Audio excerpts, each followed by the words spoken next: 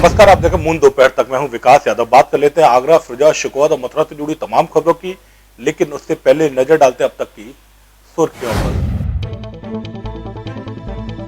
ईद पर मस्जिदों के बाहर तैनात रहा पुलिस बल। सामूहिक तौर पर मस्जिदों में नहीं हुई नमाज। डीएम एसएसपी के साथ पुलिस प्रशासन के आला अधिकारी लेते रहे सुरक्षा व्यवस्थाओं का जायजा। कोरोना संक्रमण के साए में मनी ईद। शहर की प्रमुख मस्जिदों में गिने चुने लोगों ने ही अदा की नमाज। प्रशासन का सहयोग करते हुए मुस्लिम समाज के लोग भी सामूहिक तौर पर नमाज और कुर्बानी से बचे। जीआरपी आगरा कैंट पुलिस को मिली बड़ी सफलता। देवर भाभी मिलकर कर रहे थे गांजे की तस्करी। 10 किलो गांजा भी किया बरामद। बालक से कुकर मामले में बाल आयोग ने स्वतः लिया संज्ञान। बाल आयोग के सदस्य डॉक्टर साक्षी बैजल ने एसएसपी को कार्रवाई के लिए लिखा पत्र। स्थानीय पुलिस ने मामला किया था रफा दफा। महमूद संस्था के अध्यक्ष नरेश पारक ने किया था कार्रवाई न होने को लिखा अधिकारियों को। फिरोजाबाद में हर्षोल्लास के साथ मनाई गई ईद। कोरोना के चलते मस्जिदों में सामूहिक तौर पर नहीं हुई अदा नमाज। सामूहिक कुर्बानियों से ही बचे मुस्लिम समाज के लोग। डाक विभाग ने जारी किया डाक टिकट। भगवान रामचंद्र के जीवन को डाक टिकट में पिरोहा। 5 अगस्त को अयोध्या में होना है भव्य राम जन्मभूमि का भूमि पूजन। अखिल भारत हिंदू महासभा के संगठन में किया विस्तार। सचिन भदौरिया को बनाया कार्यकारी प्रदेश अध्यक्ष। लव जिहाद और गौ हत्या पर मुखर रूप से आवाज उठाने की कही बात। और त्योहार और राम जन्मभूमि के भूमि पूजन के मद्देनजर रेलवे पुलिस ने रेलवे स्टेशनों पर चलाया चेकिंग अभियान। संदिग्ध लोगों के लिए जामा तलाशी। ईद के पावन पर्व पर सड़क पर निकले लोग सोशल डिस्टेंसिंग का उल्लंघन न करें, धारा 144 का उल्लंघन न हो और कोरोना वायरस जैसी वैश्विक महामारी के संक्रमण के खतरे को रोकने के लिए पुलिस बल तैनात रहा। आगरा की सभी मस्जिदों पर तैनात पुलिस बल ने निरीक्षण के लिए एसएसपी आगरा बबलू कुमार और जिलाधिकारी प्रभु नारायण सिंह खुद सड़कों पर नजर आए। मिनी लॉकडाउन का पालन कराने के लिए सुबह 5 बजे से ही आगरा पुलिस सड़कों पर नजर आई। इसके अलावा जिले के पुलिस कप्तान बबलू कुमार और जिलाधिकारी आगरा प्रभु नारायण सिंह सुरक्षा व्यवस्था का जायजा लेने के लिए सड़कों पर निकल चुके थे। दरअसल आपको बताते चलें कि वैश्विक महामारी कोरोना वायरस को लेकर उत्तर प्रदेश सरकार ने शनिवार और रविवार को मिनी लॉकडाउन की प्रक्रिया को लागू किया है। इसी प्रक्रिया के अंतर्गत शनिवार को ईद का पर्व था। ईद के पर्व पर कहीं भीड़ सोशल डिस्टेंसिंग का उल्लंघन न करे, लोग सामूहिक तौर पर धारा 144 का उल्लंघन न करें। इसके लिए पुलिस बल और प्रशासनिक अधिकारी जामा मस्जिद, ईदगाह सहित जिले भर की मस्जिदों पर तैनात थे। जिला प्रशासन और पुलिस अधिकारियों ने यह साफ कर दिया था कि कोई भी सामूहिक तौर पर नमाज नहीं पढ़ेगा, सामूहिक तौर पर कुर्बानी नहीं होगी। लोग अपने घरों में सौहार्द के साथ ईद का त्योहार मनाएं। देखिए, नियमता जो है वो ईदगाह पर नमाज अदा की गई है और लॉकडाउन के नियमों का पालन कराने के लिए आप देख रहे हैं सारी व्यवस्था एकदम दुरुस्त है।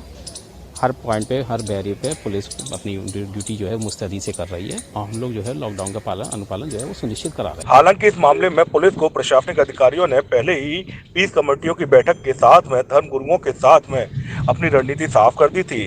पुलिस और प्रशासनिक अधिकारियों ने पहले ही साफ कर दिया था कि ईद के पावन पर्व पर कोई भी व्यक्ति सोशल डिस्टेंसिंग का उल्लंघन नहीं करेगा, सामूहिक तौर पर मस्जिदों में नमाज नहीं पढ़ी जाएगी और सामूहिक तौर पर कुर्बानी भी नहीं होंगी, जिसके लिए मुस्लिम समाज के लोग भी प्रदेश सरकार की गाइडलाइन का पालन करते हुए दिखाई दिए। देखिए, आप इधर भी देखिए, इधर भी देख रहे हैं आप, सब जगह लॉकडाउन का पालन कराया जा रहा है। कोई भीड़ जमा नहीं कहीं जमा हो रही है और सबको पहले ही से ही जो है वो ब्रीफ कर दिया गया था और सबको अनाउंसमेंट करा के सबको इस दिशा निर्देश के बारे में पहले से पता भी है, वो उनको दिशा निर्देश के बारे में बता भी दिया गया था।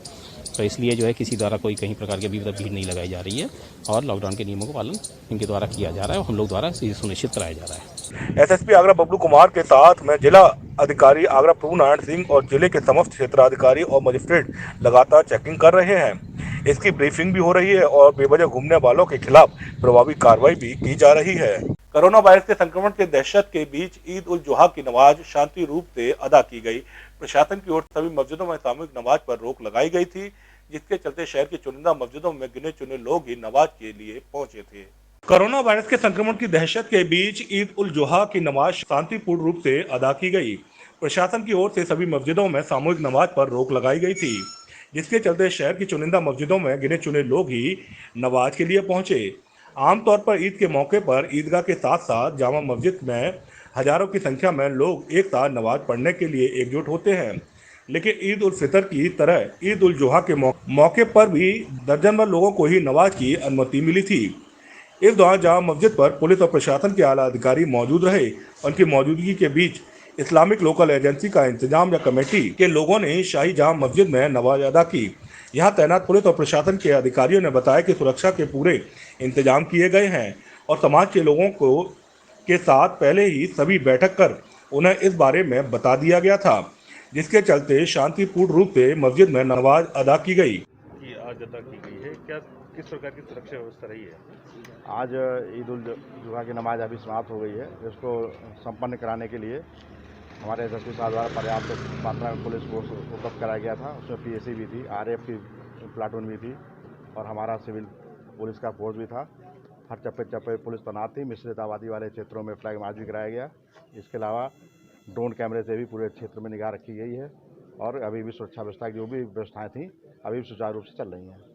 वहीं मस्जिद के इमाम इरफान उल्लाह खान नियाजी ने बताया कि कोरोना वायरस के संक्रमण की दहशत के कारण प्रशासन की ओर से ईद पर नमाज की अनुमति नहीं मिल सकी, जिसके चलते चंद लोगों ने ही यहां नमाज अदा की और इस दौरान इस वायरस से मुक्ति की सभी ने दुआ की। संक्रमण काल के दौरान ईद की नमाज अदा की गई, ईद उल अजहा की कैसे की गई और उसके अलावा क्या अपील है शहरवासियों से ईद का पावन मौका है?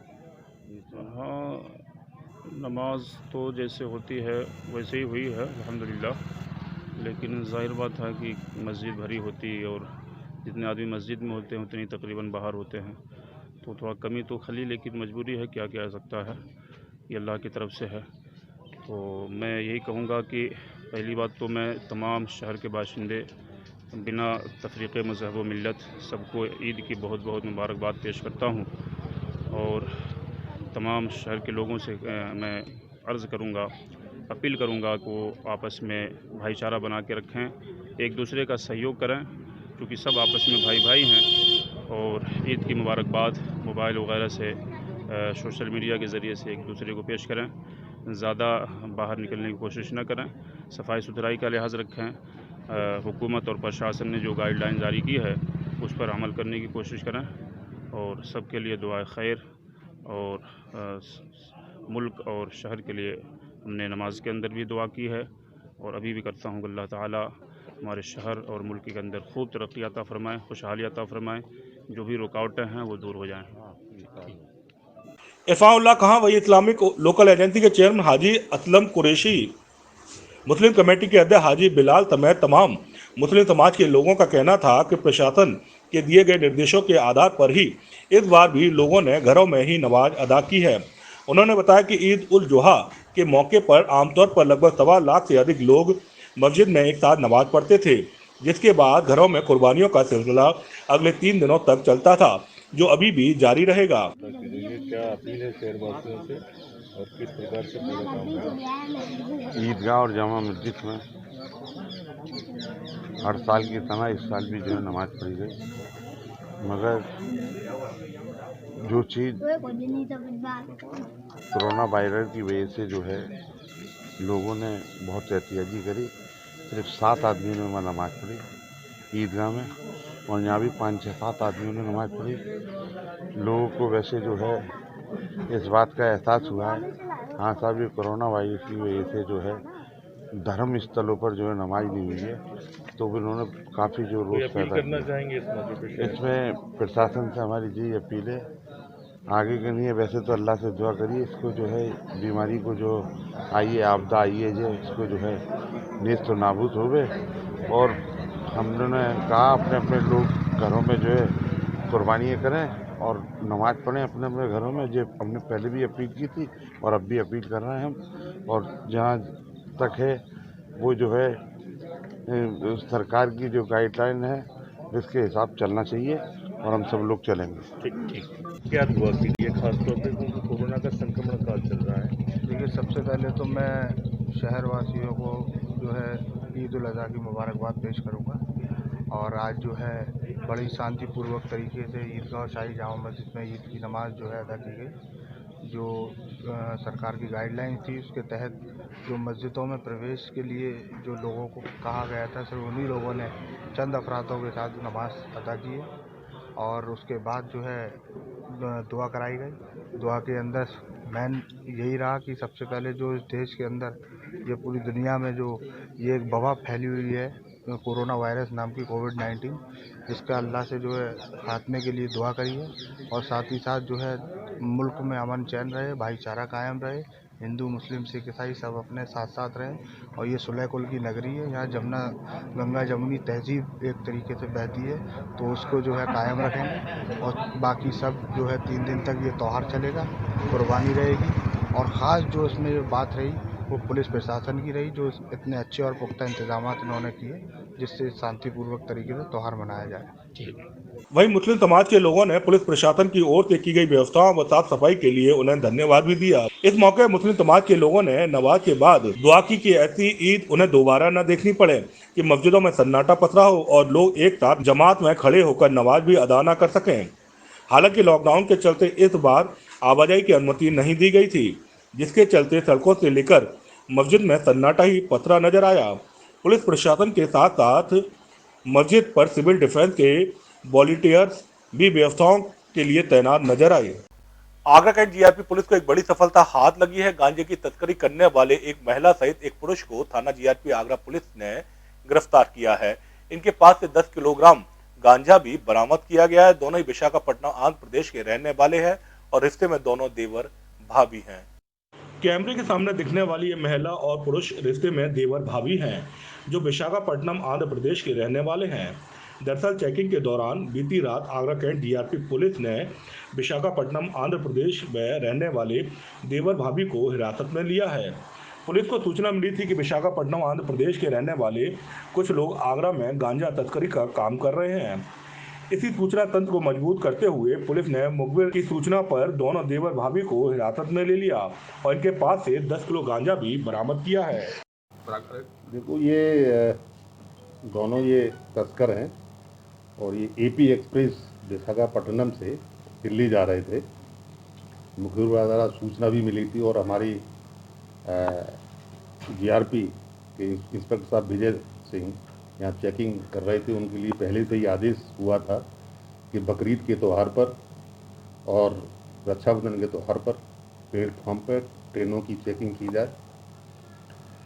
चेकिंग के दौरान जब ये बाहर निकल के जा रहे थे, उनको चेक किया गया तो इसमें अभियुक्त जितेंद्र मालाकार पुत्र शंकर मालाकार निवासी औलियाबाद पोस्ट झंडापुर थाना बिहीपुर जिला भागलपुर बिहार और एक लेडीज है, उसका नाम रवीना बेगम, उन 25 वर्ष पकड़े गए।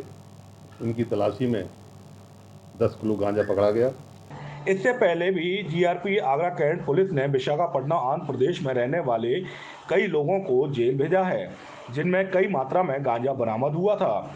विशाखापट्टनम आंध्र प्रदेश के रहने वाले यह देवर भाभी, जिनका नाम जितेंद्र मालाकार और रवीना बेगम है, जीआरपी आगरा कैंट पुलिस इनसे लगातार पूछताछ भी कर रही है और इनके गैंग में और कितने सदस्य हैं, इसकी भी जांच पड़ताल में जुट गई है।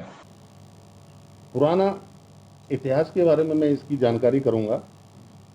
डीसीआर भी हैं हमारे ज़िले में और सर्विलांस सेल के माध्यम से जानकारी करूंगा कि इनका पुराना भी ये तस्कर रहे हैं कि नहीं। क्या सर आगरा में भी ये तस्करी करते थे? इस तरीके का कोई अभी विवेचना का टाइम है। ये विवेचना का वो है कि पूछताछ करेंगे कि यहाँ पहले भी इन्होंने किया कि नहीं किया। ये महिला पुरुष सर आपस में इनका क्या मतलब रिलेशन है, कैसे ये लोग एक हाँ, एक दूसरे के ये देवर भाभी का रिश्ता है इनका। जीआरपी आगरा कैंट पुलिस ने दोनों को गिरफ्तार कर जेल भेज दिया है और इनका आपराधिक इतिहास भी खंगाला जा रहा है। तो वहीं जीआरपी पुलिस का कहना है कि इनके विरुद्ध कठोर कार्रवाई की गई है। बाल आयोग के सदस्य डॉक्टर साक्षी बैजल ने एसएसपी को पत्र लिखा है और 2 अगस्त तक इस पूरे मामले में रिपोर्ट भी मांगी है। बता दें, थाना बरहन में 27 जुलाई की दोपहर को घर के बाहर खेल रहे 7 वर्षीय बच्चे के साथ एक 15 वर्षीय किशोर ने कुकर्म किया था। मामला पुलिस ने रफा दफा कर दिया, जबकि मामले में पॉक्सो एक्ट के तहत कार्रवाई की जानी थी। राज्य बाल आयोग के सदस्य डॉक्टर साक्षी बैजल ने एसएसपी को पत्र लिखा है। इस पूरे पत्र में 2 अगस्त तक इस पूरे मामले में कार्रवाई की रिपोर्ट देने की भी बात कही गई है। ये पत्र ट्विटर पर एसएसपी ऑफिस से भी दिया गया है, जिसमें आदेश दिया गया था, लेकिन थाने में इस पूरे आदेश के बावजूद अभी तक कोई कार्रवाई नहीं हुई है। बता दें थाना बरहन में 29 जुलाई की दोपहर को घर से बाहर खेल रहे 7 वर्षीय बच्चे के साथ एक 15 वर्षीय किशोर ने कुकर्म किया था। मामला पुलिस तक भी पहुंचा, लेकिन स्थानीय पुलिस ने पूरे मामले को रफा दफा कर दिया। थाना बरहन के एक गांव में एक बालक के साथ में कुकर्म किया गया था। मामला थाने तक भी पहुंचा था, लेकिन पुलिस ने रफा दफा कर दिया। इसमें कोई कार्रवाई नहीं की, मुकदमा भी दर्ज नहीं किया गया, जबकि ये मामला लैंगिक शोषण से जुड़ा हुआ था और इसमें पॉक्सो एक्ट के तहत कार्रवाई होनी थी। जब इसमें कार्रवाई न हुई तो मैंने पुलिस प्रशासन को भी लिखा, पत्र भी लिखा, मैंने ट्वीट भी किया, लेकिन उसमें कोई कार्रवाई नहीं हुई। थाने में भी उसमें मुकदमा दर्ज नहीं किया गया। हालांकि पुलिस मुख्यालय की तरफ से आदेश भी जारी किया गया है कि थाना प्रभारी को निर्देशित कर दिया गया है, लेकिन उसमें कोई कार्रवाई नहीं हुई। ऐसे में राज्य बाल अधिकार संरक्षण आयोग के डॉक्टर साक्षी बैजल जी ने इसका संज्ञान लिया और एसएसपी को पत्र लिखा है। हो सकता है अब इसमें कार्रवाई नजर आ रही है और इसमें कार्रवाई होना भी जरूरी है, क्योंकि एक बच्चे के भविष्य से जुड़ा हुआ मामला है और ये एक बच्चे के साथ में कुकर्म किया गया। ये घटना बड़ी शर्मनाक है और साथ ही पुलिस की कार्रवाई न करना ये भी अपने आप में एक दुखद विषय है।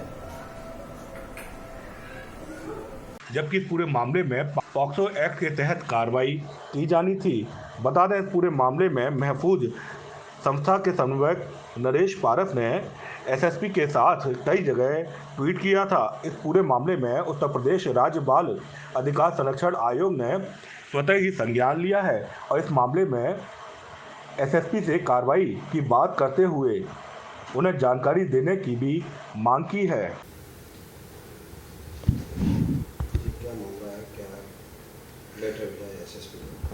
ट्विटर के माध्यम से सामाजिक कार्यकर्ता नरेश पारस जी ने ट्वीट करा था कि किसी बालक को जामुन खिलाने के बहाने उसके साथ दुष्कर्म हुआ और इसमें उनके अनुसार पुलिस कोई कार्रवाई नहीं कर रही थी, तो ये ट्वीट उन्होंने बाल आयोग को किया, बाल आयोग उत्तर प्रदेश को किया।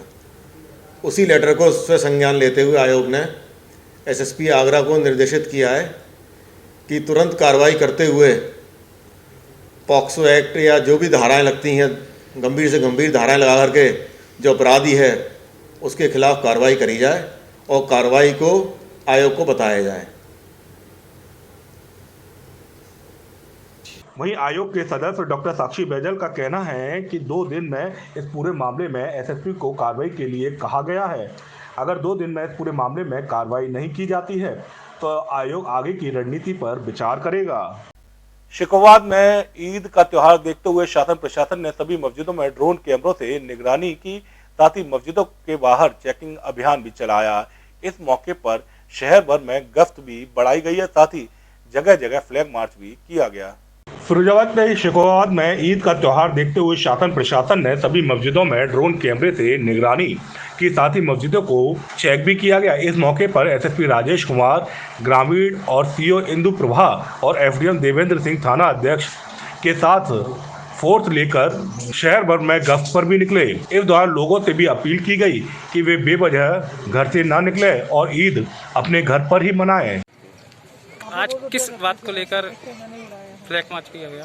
नहीं, आज तो फ्लैग मार्च उस तरह से नहीं है। फ्लैग मार्च तो कल किया गया था और परसों एक तरह से सभी से राब्ता किया गया था। सभी धर्मगुरु जी थे, बाकी आपके मुस्लिम समाज के संभ्रांत नागरिक और आम जनता से भी हम लोग रूबरू हुए थे। तो सभी लोगों को बकरीद की बहुत बहुत मुबारकबाद और सभी लोगों को ये निर्देश था कि कोरोना का प्रसार रोकने के लिए सरकार की जो गाइडलाइंस है उसका पालन सभी लोग करें। सभी ने पालन भी किया है, अपने अपने घरों में नमाज़ पढ़ा है, सभी लोग शांति से अपना घरों में कुर्बानी कर रहे हैं और हम लोग बस अपना ड्यूटी पे हैं ये देखने के लिए कि किसी को कोई दिक्कत न हो, किसी को कोई असुविधा न हो और बाकी चीज़ों जो गाइडलाइंस हैं उनका पालन हो रहा है या नहीं हो रहा है तो बाकी पालन कर रहे हैं सभी लोग और सभी का सहयोग है और शांतिपूर्वक हमारा ये त्योहार मनेगा। सर, आज और ये कल जो लॉकडाउन है इसमें लोगों को क्या सुविधा दी जाएगी? इसमें कोई अतिरिक्त सुविधा नहीं है। जो शनिवार और इतवार को जो साप्ताहिक बंदी चली आ रही है वो उसी तरह से जारी है। अभी अगर कोई फर्दर निर्देश मिलते हैं तो तदनुसार अवगत कराया जाएगा। आज बकरीद का त्यौहार है, बहुत महत्वपूर्ण त्यौहार होता है हमारे मुस्लिम भाइयों का। इसको लेके हम लोग यहाँ पे सभी लोग सारे फोर्स मोबाइल है, ड्यूटी लगी हुई है। सुबह से ही लोग मस्जिदों और आसपास उसको देख रहे हैं। इनसे हम लोगों ने एक अपील किया था कि कोरोना को देखते हुए सभी लोग कहीं सामूहिक रूप से नमाज नहीं पढ़ेंगे, अपने घरों में ही नमाज पढ़ेंगे, मस्जिदों में इकट्ठा नहीं होंगे, ईदगाहों में इकट्ठा नहीं होंगे। इन्होंने पूर्ण रूप से उसका पालन किया है और पूरा सोशल डिस्टेंसिंग को ध्यान रखते हुए इन्होंने नमाज पढ़ा है। हमारी अपील को इन्होंने माना है। अब कोई यहाँ पे सामूहिक कुर्बानी नहीं है, अपने घरों में लोग व्यक्तिगत कुर्बानियाँ करेंगे और बहुत अच्छे से हर्षोल्लास के माहौल में पूरे सिकोहाबाद में त्यौहार मनाया जा रहा है। ईद के मौके पर कई मस्जिदों में ताले लटके हुए भी नजर आए, तो वहीं लोगों ने भी प्रशासन और सरकार को पूरा सहयोग देते हुए कुर्बानियों के साथ ईद अपने घर पर ही मनाई। अब समय चला छोटे से ब्रेक का। ब्रेक के बाद आप कहीं न जाइए, ब्रेक के उस पर एक बार फिर होगी आपसे मुलाकात।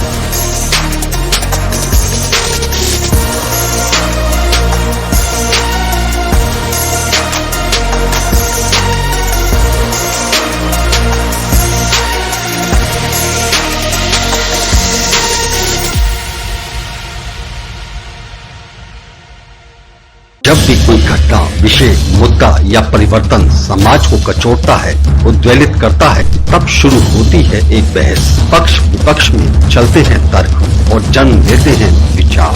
चर्चा, बहस, तर्क वितर्क से लेके विचार बनने तक का है सफरनामा मूल न्यूज का कार्यक्रम नजरिया। समसामयिक विषयों पर टीकी बहस नजरिया, स्थानीय मुद्दों पर समाज का उद्वेलन नजरिया।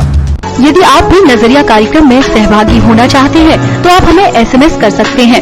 टाइप कीजिए अपना नाम, मोबाइल नंबर, कार्य विषय की जानकारी और एसएमएस करें 9639000300। ब्रेक के बाद एक बार फिर आप सभी का स्वागत है। बात कर लेते कुछ और खबरों की। अब देख लेते खबरें विस्तार से। अयोध्या में 5 अगस्त को भव्य राम मंदिर के लिए भूमि पूजन किया जा रहा है, जिसमें देश के प्रधानमंत्री नरेंद्र मोदी भी शामिल होंगे। आगरा डाक विभाग ने इसमें अपनी सहभागिता निभाते हुए मर्यादा पुरुषोत्तम रामचंद्र के जीवन से जुड़े दृष्टांत की डाक टिकट को एक माला में पिरोहा है। डाक विभाग ने 11 टिकटों का फोटो फ्रेम तैयार किया है, जिसकी कीमत 250 रुपए रखी गई है। साथ ही ताज नगरी में इनले वर्क होता है तो एक मार्बल प्लेट पर भी राम दरबार की टिकट को बनाया गया है, जिसकी कीमत 1250 रुपए बताई गई है। अयोध्या में 5 अगस्त को भव्य राम मंदिर के लिए भूमि पूजन किया जा रहा है, जिसमें देश के प्रधानमंत्री नरेंद्र मोदी भी शामिल होंगे। आगरा डाक विभाग ने भी इसमें अपनी सहभागिता दिखाते हुए मर्यादा पुरुषोत्तम रामचंद्र के जीवन से जुड़े दृष्टांत की डाक टिकट को एक माला में पिरोहा है। डाक विभाग ने 11 टिकटों का फोटो फ्रेम तैयार किया है, जिसकी कीमत 250 रुपये रखी गई है। साथ ही ताज नगरी में इनले वर्क होता है तो एक मार्बल प्लेट पर भी राम दरबार की टिकट को बनाया गया है, जिसकी कीमत 1250 रुपये रखी गई है। अखिल भारत हिंदू महासभा ने सचिन प्रताप भदौरिया को उत्तर प्रदेश का कार्यकारिणी प्रदेश अध्यक्ष और पश्चिमी उत्तर प्रदेश का अध्यक्ष मनोनीत किया है। सचिन भदौरिया ने संगठन को बूथ, वार्ड और मंडल स्तर पर मजबूत बनाने के साथ लव जिहाद, गौ हत्या के खिलाफ भी मुखर रूप से आवाज उठाने की बात कही है। क्या नाम है आपका? सचिन प्रताप सिंह भदौरिया। सर, आज किस संबंध में प्रेस वार्ता रखी गई? पहले तो मैं आप सब लोगों को बधाई देता हूं कि आप सब लोग यहाँ उपस्थित हुए इतने कम समय में। मेरे को हिंदू महासभा का प्रदेश अध्यक्ष माननीय राशि चौधरी जी, हमारी राष्ट्रीय अध्यक्ष जी ने मेरे को ये दायित्व दिया पूरे यूपी का। यूपी में मेरा ये उन्होंने दायित्व दिया है कि पूरे यूपी में संगठन को जिले वाइज, वार्ड वाइज, विधानसभा वाइज तैयार करना है। इसकी कार्यकारिणी मुझे तैयार करके देनी है। 3 मुद्दे हमारे मेन हैं: लव जिहाद, गौ हत्या और हमारे हिंदू धर्म के प्रति किसी भी और धर्म द्वारा कोई भी क्रिया प्रतिक्रिया की जाती है, जिसका कि हम अच्छी तरीके से जवाब देंगे। आगे संगठन को मजबूत करके किस तरीके से हम लोगों को चलाना है, उसके संबंध में भी मैडम ने मुझे निर्देश दिए।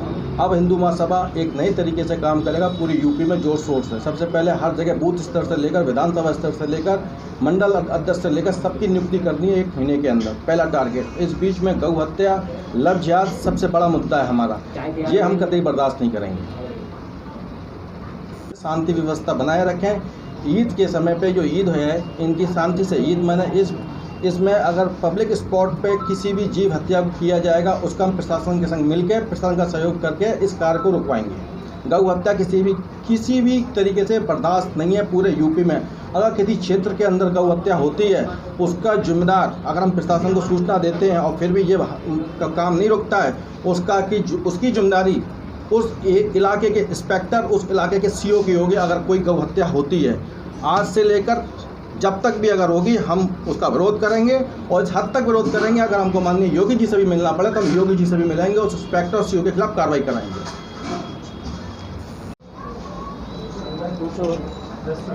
जी सर, क्या नाम है आपका? संजय जाट, प्रदेश प्रभारी, केंद्रीय पर्यवेक्षक, अखिल भारत हिंदू महासभा।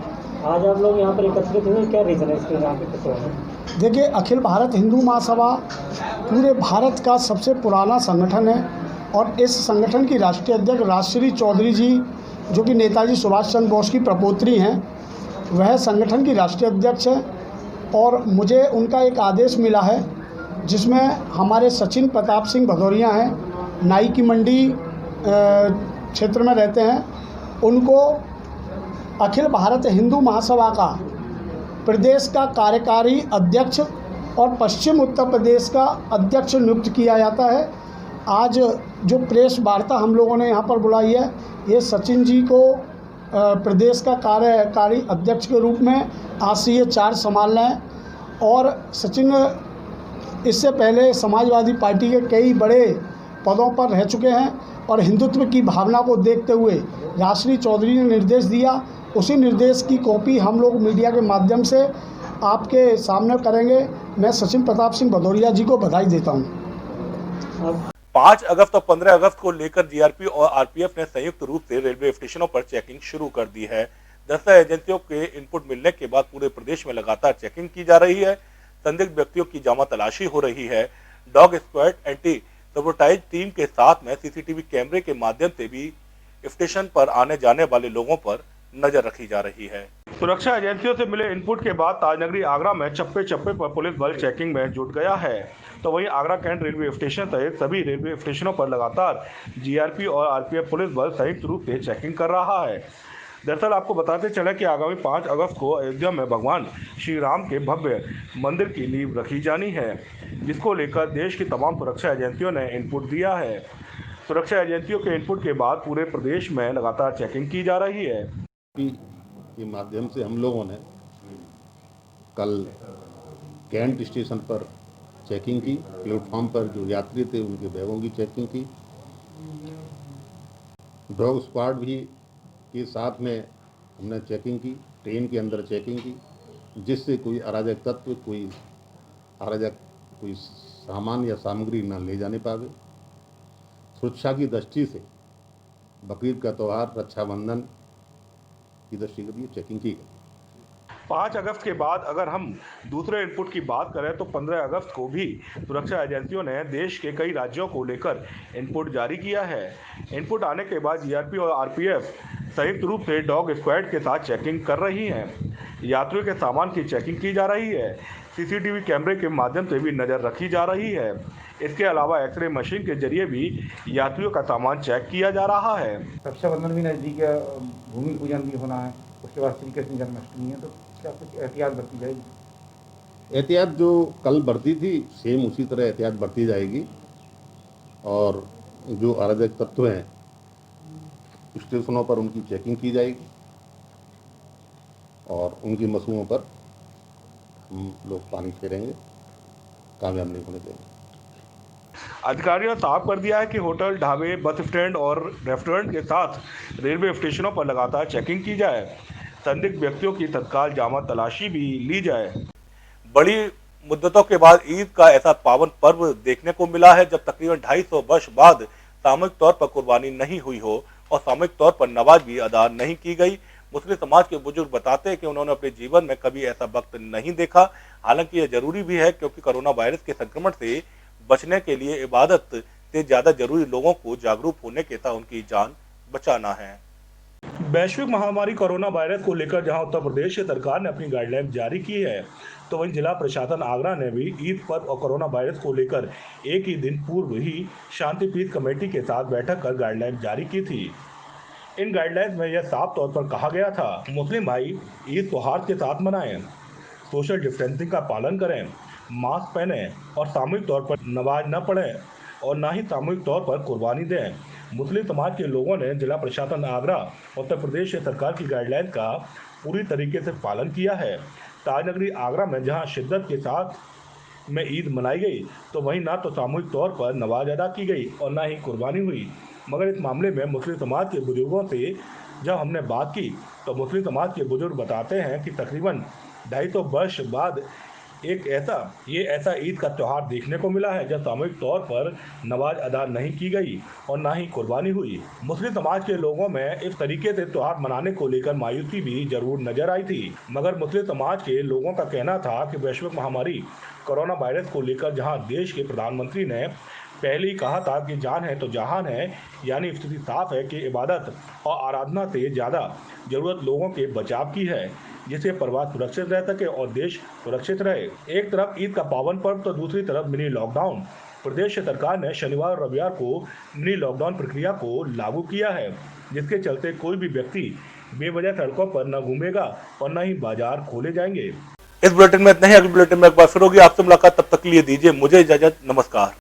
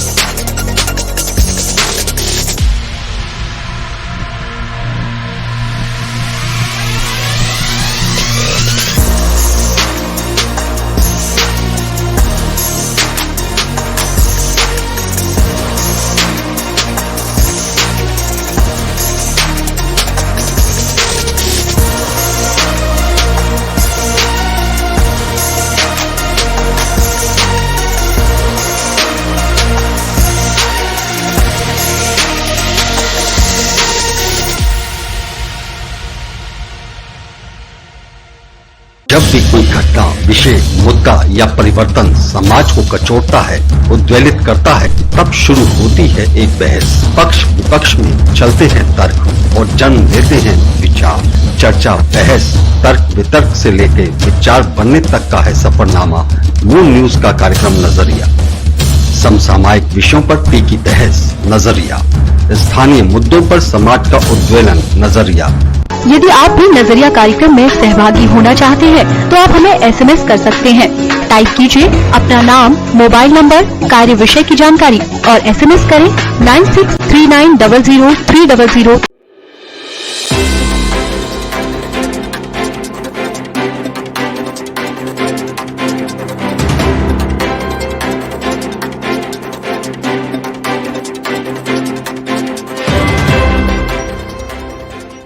नमस्कार, आप देखें मून दोपहर तक। मैं हूं विकास यादव। बात कर लेते हैं आगरा, फिरोजाबाद, शिकोहात और मथुरा से जुड़ी तमाम खबरों की, लेकिन उससे पहले नजर डालते हैं अब तक की सुर्खियों पर।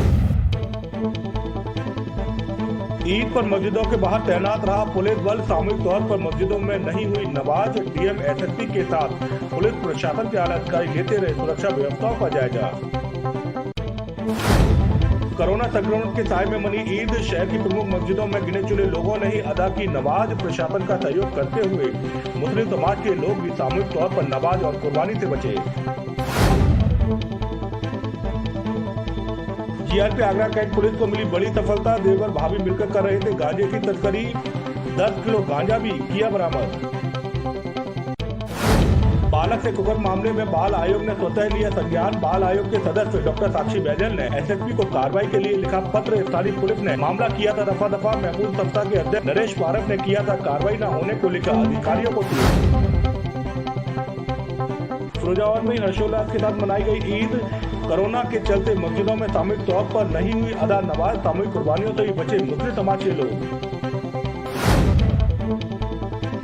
डाक विभाग ने जारी किया डाक टिकट। भगवान रामचंद्र के जीवन को डाक टिकट में पिरोहा। 5 अगस्त को अयोध्या में होना है भव्य राम जन्मभूमि का भूमि पूजन।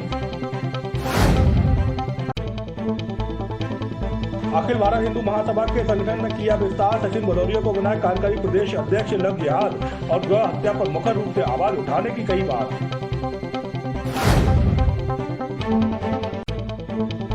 और त्योहार और राम जन्मभूमि के भूमि पूजन के मद्देनजर रेलवे पुलिस ने रेलवे स्टेशनों पर चलाया चेकिंग अभियान। संदिग्ध लोगों के लिए जामा तलाशी। ईद के पावन पर्व पर सड़क पर निकले लोग सोशल डिस्टेंसिंग का उल्लंघन न करें, धारा 144 का उल्लंघन न हो और कोरोना वायरस जैसी वैश्विक महामारी के संक्रमण के खतरे को रोकने के लिए पुलिस बल तैनात रहा। आगरा की सभी मस्जिदों पर तैनात पुलिस बल ने निरीक्षण के लिए एसएसपी आगरा बबलू कुमार और जिलाधिकारी प्रभु नारायण सिंह खुद सड़कों पर नजर आए। मिनी लॉकडाउन का पालन कराने के लिए सुबह 5 बजे से ही आगरा पुलिस सड़कों पर नजर आई। इसके अलावा जिले के पुलिस कप्तान बबलू कुमार और जिलाधिकारी आगरा प्रभु नारायण सिंह सुरक्षा व्यवस्था का जायजा लेने के लिए सड़कों पर निकल चुके थे। दरअसल आपको बताते चलें कि वैश्विक महामारी कोरोना वायरस को लेकर उत्तर प्रदेश सरकार ने शनिवार और रविवार को मिनी लॉकडाउन की प्रक्रिया को लागू किया है। इसी प्रक्रिया के अंतर्गत शनिवार को ईद का पर्व था। ईद के पर्व पर कहीं भीड़, सोशल डिस्टेंसिंग का उल्लंघन न करे, लोग सामूहिक तौर पर धारा 144 का उल्लंघन न करें। इसके लिए पुलिस बल और प्रशासनिक अधिकारी जामा मस्जिद, ईदगाह सहित जिले भर की मस्जिदों पर तैनात थे। जिला प्रशासन और पुलिस अधिकारियों ने यह साफ कर दिया था कि कोई भी सामूहिक तौर पर नमाज नहीं पढ़ेगा, सामूहिक तौर पर कुर्बानी नहीं होगी। लोग अपने घरों में सौहार्द के साथ ईद का त्योहार मनाएं। देखिए, नियमता जो है वो ईदगाह पर नमाज अदा की गई है और लॉकडाउन के नियमों का पालन कराने के लिए आप देख रहे हैं सारी व्यवस्था एकदम दुरुस्त है।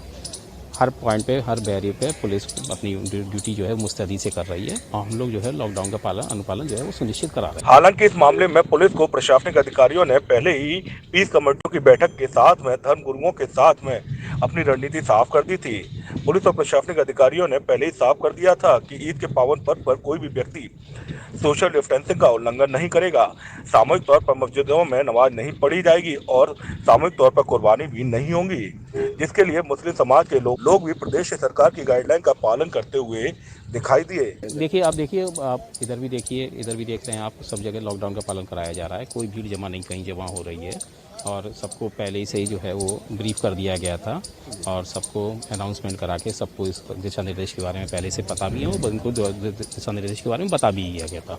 तो इसलिए जो है किसी द्वारा कोई कहीं प्रकार की अभी तक भीड़ नहीं लगाई जा रही है और लॉकडाउन के नियमों का पालन इनके द्वारा किया जा रहा है और हम लोग द्वारा इसे सुनिश्चित कराया जा रहा है। एसएसपी आगरा बबलू कुमार के साथ में जिला अधिकारी आगरा प्रभु नारायण सिंह और जिले के समस्त क्षेत्राधिकारी और मजिस्ट्रेट लगातार चेकिंग कर रहे हैं। इसकी ब्रीफिंग भी हो रही है और बेवजह घूमने वालों के खिलाफ प्रभावी कार्रवाई भी की जा रही है। कोरोना वायरस के संक्रमण के दहशत के बीच ईद उल जुहा की नमाज शांति रूप से अदा की गई। प्रशासन की ओर से सभी मस्जिदों में सामूहिक नमाज पर रोक लगाई गई थी, जिसके चलते शहर की चुनिंदा मस्जिदों में गिने चुने लोग ही नमाज के लिए पहुंचे थे। कोरोना वायरस के संक्रमण की दहशत के बीच ईद उल जुहा की नमाज शांतिपूर्ण रूप से अदा की गई। प्रशासन की ओर से सभी मस्जिदों में सामूहिक नमाज पर रोक लगाई गई थी, जिसके चलते शहर की चुनिंदा मस्जिदों में गिने चुने लोग ही नमाज के लिए पहुंचे। आमतौर पर ईद के मौके पर ईदगाह के साथ साथ जामा मस्जिद में हजारों की संख्या में लोग एक साथ नमाज पढ़ने के लिए एकजुट होते हैं, लेकिन ईद उल फितर की तरह ईद उल जुहा के मौके पर भी दर्जन भर लोगों को ही नमाज की अनुमति मिली थी। इस दौरान जामा मस्जिद पर पुलिस और प्रशासन के आला अधिकारी मौजूद रहे। उनकी मौजूदगी के बीच इस्लामिक लोकल एजेंसी का इंतजाम या कमेटी के लोगों ने शाही जामा मस्जिद में नमाज अदा की। यहाँ तैनात पुलिस और प्रशासन के अधिकारियों ने बताया कि सुरक्षा के पूरे इंतजाम किए गए हैं और समाज के लोगों को के साथ पहले ही सभी बैठक कर उन्हें इस बारे में बता दिया गया था, जिसके चलते शांतिपूर्ण रूप से मस्जिद में नमाज अदा की गई। आज अदा की गई है, क्या किस प्रकार की सुरक्षा व्यवस्था रही है? आज ईद उल जुहा की नमाज अभी समाप्त हो गई है। इसको संपन्न कराने के लिए हमारे एसएसपी साहब द्वारा पर्याप्त मात्रा में पुलिस फोर्स उपलब्ध कराया गया था। उसमें पीएसी भी थी, आरएएफ की प्लाटून भी थी और हमारा सिविल पुलिस का फोर्स भी था। हर चप्पे चप्पे पुलिस तैनात थी। मिश्रित आबादी वाले क्षेत्रों में फ्लैग मार्च भी कराया गया। इसके अलावा ड्रोन कैमरे से भी पूरे क्षेत्र में निगाह रखी गई है और अभी भी सुरक्षा व्यवस्था की जो भी व्यवस्थाएं थी अभी भी सुचारू रूप से चल रही हैं। वहीं मस्जिद के इमाम इरफान उल्लाह खान नियाजी ने बताया कि कोरोना वायरस के संक्रमण की दहशत के कारण प्रशासन की ओर से ईद पर नमाज की अनुमति नहीं मिल सकी, जिसके चलते चंद लोगों ने ही यहाँ नमाज अदा की और इस दौरान इस वायरस से मुक्ति की सभी ने दुआ की। संक्रमण काल के दौरान ईद की नमाज अदा की गई, ईद उल अजहा की कैसे की गई और उसके अलावा क्या अपील है शहरवासियों से ईद का पावन मौका है?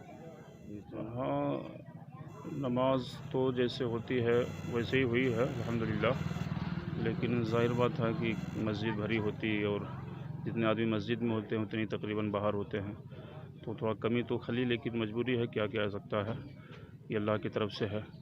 तो मैं यही कहूँगा कि पहली बात तो मैं तमाम शहर के बाशिंदे बिना तफरीक़े मज़हब व मिल्लत सबको ईद की बहुत बहुत मुबारकबाद पेश करता हूँ और तमाम शहर के लोगों से मैं अर्ज़ करूँगा, अपील करूँगा कि वो आपस में भाईचारा बना के रखें, एक दूसरे का सहयोग करें, क्योंकि सब आपस में भाई भाई हैं। और ईद की मुबारकबाद मोबाइल वगैरह से सोशल मीडिया के ज़रिए से एक दूसरे को पेश करें, ज़्यादा बाहर निकलने की कोशिश न करें, सफाई सुथराई का लिहाज रखें। हुकूमत और प्रशासन ने जो गाइडलाइन जारी की है